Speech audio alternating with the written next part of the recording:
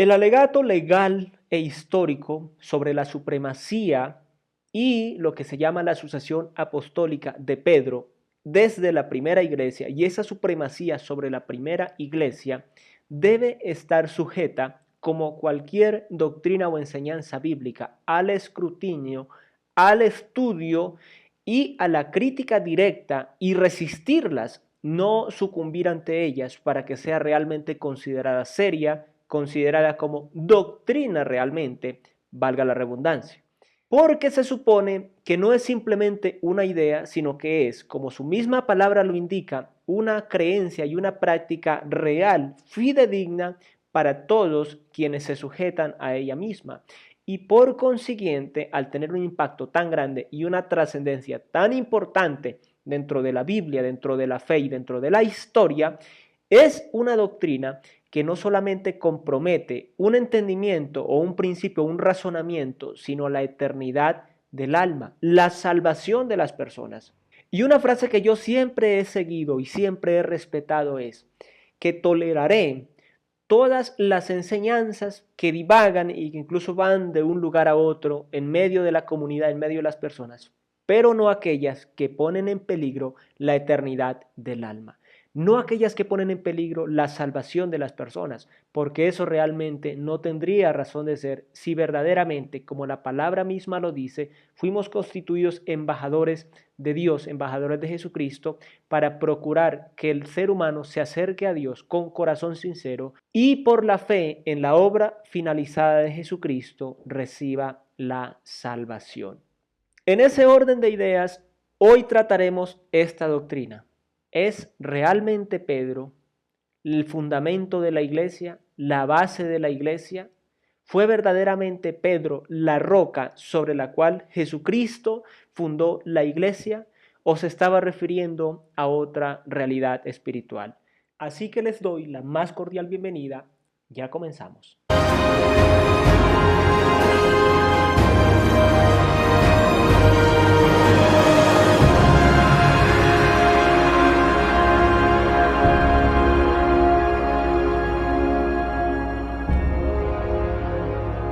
Antes de iniciar me gusta aclarar que no hago este tipo de videos. Con todo lo que me ha costado llegar a este conocimiento y a esta revelación de la palabra de Dios, a lo largo de más de 20 años de estudio sistemático y devocional de la palabra, de la Biblia, estudio de seminarios, estudio de los idiomas originales, etcétera, etcétera, llego a este punto para traer la verdad.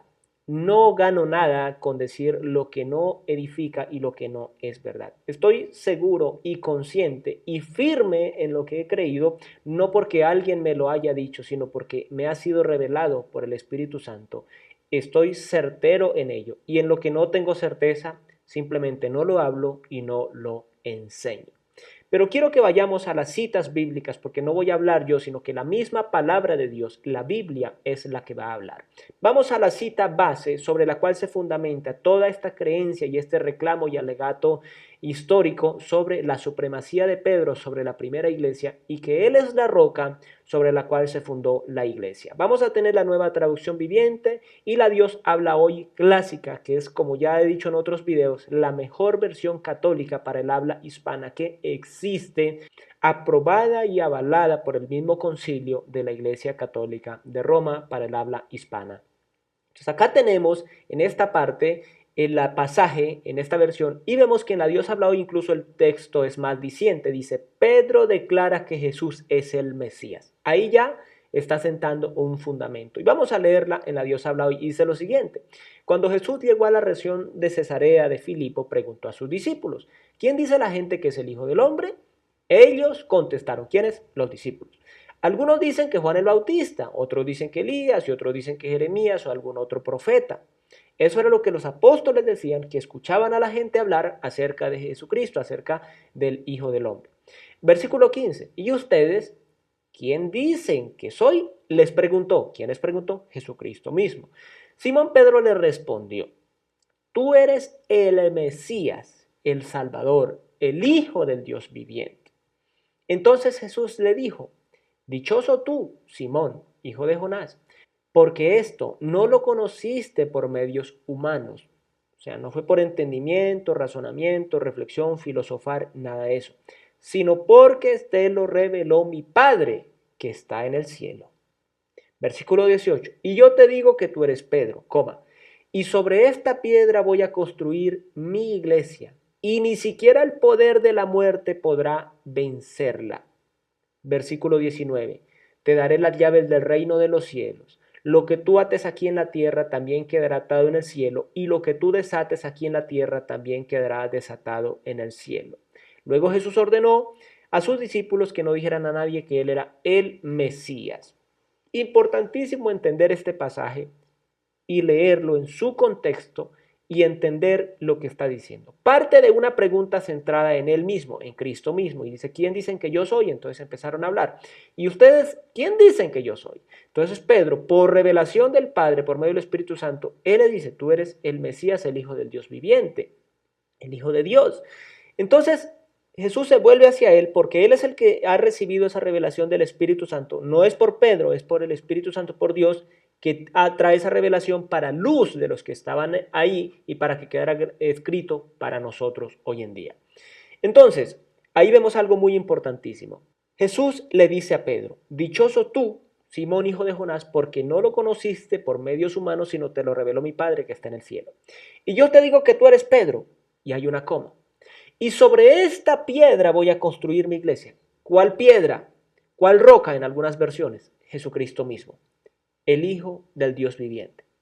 Por eso, y aquí quiero que hagamos un paréntesis, por eso es que cuando nosotros, la Biblia nos avala que nos enfrentemos a dificultades, que nos enfrentemos a situaciones en la vida, que tengamos que expulsar espíritus, demonios, que prediquemos la sanidad divina, debe ser en el nombre de Jesucristo, el Hijo del Dios viviente. Porque Él es el fundamento y la roca, la base. No en el nombre de Pedro, no en el nombre de la iglesia, no en el nombre del credo, no en el nombre del Padre nuestro. No, en el nombre de Jesucristo, porque Él es el poder de atar, de desatar, de liberar, de bendecir. Es Jesucristo mismo. Entonces dice, sobre esto que tú dijiste, que yo soy el Hijo del Dios viviente, sobre eso fundaré mi iglesia. No sobre Pedro. A la iglesia, en el nombre de Jesucristo, en nombre del nombre que declaró Simón por la revelación de Dios, sobre esa declaración, sobre ese fundamento, está fundada la iglesia. Por lo cual la iglesia, al estar fundada sobre Cristo, como Cristo mismo lo tiene, la iglesia tiene las llaves del reino de los cielos. ¿Por qué? Porque la iglesia es la que lleva el mensaje de predicación desde que la iglesia fue fundada en Pentecostés. Lleva el mensaje y al llevar el mensaje le da las llaves a la persona para que la persona decida si cree en Jesucristo. Si cree en Jesucristo es como si la persona accionara la llave y abriera la puerta del reino de los cielos, una vez y para siempre. ¿Sí? Porque ha creído en Jesucristo, ha creído en el mensaje, entonces entra al reino de los cielos. Se hace ciudadano del reino cuando cree en Jesucristo. Por la fe. Esto lo he hablado mucho en muchos videos anteriores en mi canal, aquí en YouTube, el mensaje a la Odisea. Entonces, aquí vemos la verdad. Ahora, lo que ates en la tierra quedará atado en el cielo y lo que desates aquí en la tierra también quedará desatado en el cielo. Es un pasaje bastante oscuro, pero cuando vamos al original y a las traducciones literales y a las traducciones explicadas, que eso tú lo puedes consultar en Biblia Paralela y toda esta parte, vamos a entender que está diciendo que la iglesia tiene el poder de llevar prédica, de llevar liberación en el nombre de Jesucristo, de llevar sanidad, de llevar restauración. Y de manera tal que si Dios envía a alguien y no cumple ese mensaje, ese llamado, está cerrándole la puerta a esas personas, incluso a esa comunidad, de poder decidir si recibir o rechazar a Jesucristo. Es importantísimo que entendamos que más que tener un privilegio por tener las llaves del reino de los cielos, tenemos una responsabilidad. Es como cuando te envían a ti de mensajero a advertirle a una comunidad que viene una avalancha y los va a llevarse a todos. Tú puedes abrirles la puerta de salvación a llevarles el mensaje o cerrarles la puerta al decidir no ir a llevar el mensaje. Por eso, la gran comisión no es si queremos, es un mandamiento. Por eso yo soy llamado a traerles este mensaje a ustedes. porque no puedo resistirlo. O sea, si no lo hago, me siento mal, me siento enfermo, entro en conflicto con mi existencia si yo no hablo la verdad de Dios, si yo no revelo la verdad que me ha sido revelada, como le fue revelada a los apóstoles, a Pedro, a Juan, a Pablo.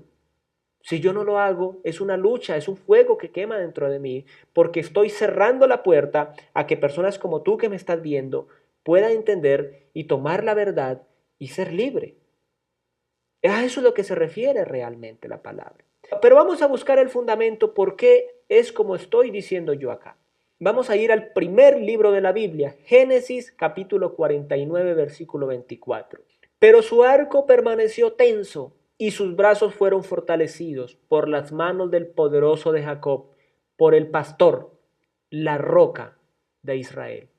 Está haciendo referencia directa a Dios y a Cristo en este pasaje. La roca de Israel, alrededor de 3000 años antes de Cristo. Está haciendo esta referencia. Antes de que Pedro existiera, está haciendo esta referencia a Dios como la roca de Israel. Deuteronomio 32:4. Él es la roca, sus obras son perfectas, todo lo que hace es justo e imparcial. Él es Dios fiel, nunca actúa mal. Qué justo y recto es Él. ¿Quién? Dios es la roca. Versículo 15. Pero Israel pronto engordó y se volvió rebelde. El pueblo aumentó de peso, se puso gordo y relleno. Entonces abandonó a Dios, quien lo había creado. Se burló de la roca de su salvación. Versículo 18. Descuidaste la roca que te engendró, te olvidaste del Dios que te dio la vida. Aquí ya no hay absolutamente ninguna duda que la roca es Dios, por lo tanto, la roca es Cristo, porque Cristo es la misma imagen y la misma sustancia del Padre. Segunda de Samuel 22:2. Cantó así: El Señor es mi roca, mi fortaleza y mi salvador. ¿Mi qué? Mi roca. Versículo 32. Pues, ¿quién es Dios aparte del Señor? ¿Quién más que nuestro Dios es una roca sólida? Salmos 18:2. El Señor es mi roca, mi fortaleza y mi salvador. Mi Dios es mi roca, en quien encuentro protección. Como si no fuera suficiente una vez, lo menciona 2 veces. Versículo 31. Pues, ¿quién es Dios aparte del Señor? ¿Quién más que nuestro Dios es una roca sólida? Vuelve y cita, reconfirma el pasaje que ya leímos en Samuel. Versículo 46. El Señor vive, alabanzas a mi roca, exaltado sea el Dios de mi salvación. Salmos 89:26. Y Él clamará a mí, tú eres mi Padre, mi Dios, y la roca de mi salvación. Mateo 7:24-25. El título dice edificar sobre un cimiento sólido. Todo el que escucha mi enseñanza está en rojo porque está hablando Jesucristo mismo.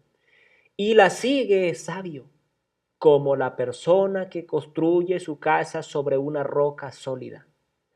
Aunque llueva a cántaros y suban las aguas de la inundación y los vientos golpeen contra esa casa, no se vendrá abajo, porque está construida sobre un lecho de roca. ¿Quién es esa roca? ¿Quién es ese fundamento sobre el que está construido? Es Jesucristo mismo, porque Jesucristo habló de sí mismo.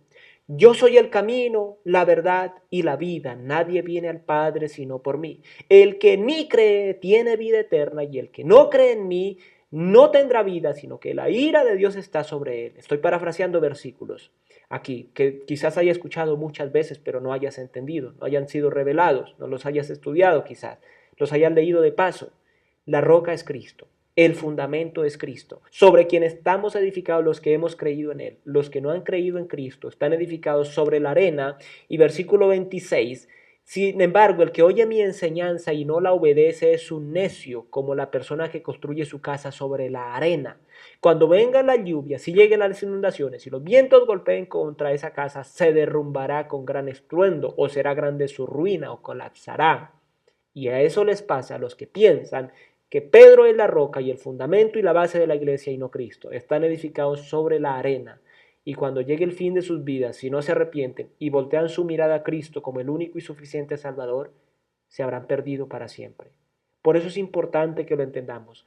Por eso es importante porque esta doctrina afecta la verdadera enseñanza y la sana enseñanza de Jesucristo mismo. No mi enseñanza, realmente a mí no me interesa porque yo no tengo nada que ver ahí. Yo ya he creído en la verdadera roca que es Jesucristo. Pero si tú no lo crees así, reconsidéralo, conviértete, arrepiéntete, cambia tu mentalidad a la sana doctrina y a la verdadera doctrina, al estudio bíblico, a la oración, al entendimiento y a la interpretación por el Espíritu Santo, y la libertad que vendrá sobre ti será una libertad que te transformará hasta la eternidad.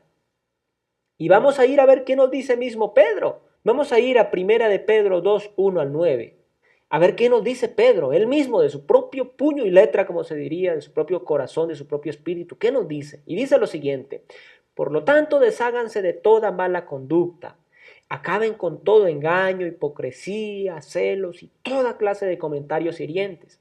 Como bebés recién nacidos, deseen con ganas la leche espiritual pura.